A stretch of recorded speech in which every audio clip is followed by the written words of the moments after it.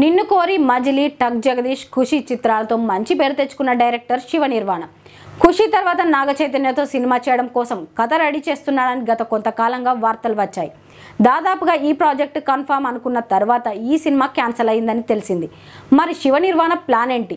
ఎవరితో సినిమా అంటే మాస్ మహారాజా రవితేజ పేరు వినిపించింది. ఇప్పుడు శివ నిర్వాణ రూటు మారుస్తున్నాడని ప్రచారం జరుగుతుంది. ఇంతకీ శివ నిర్వాణ ఏం చేయబోతున్నాడు?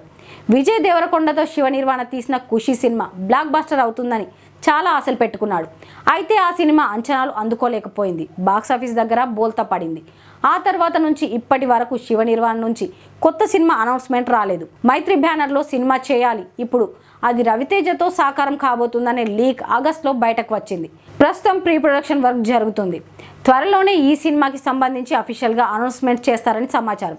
అయితే శివ నిర్వాణ ఇప్పటి వరకు లవ్ స్టోరీస్, ఫ్యామిలీ స్టోరీస్ చేశాడు. ఇప్పుడు రూట్ మార్చి మా సినిమా చేయబోతున్నాడట.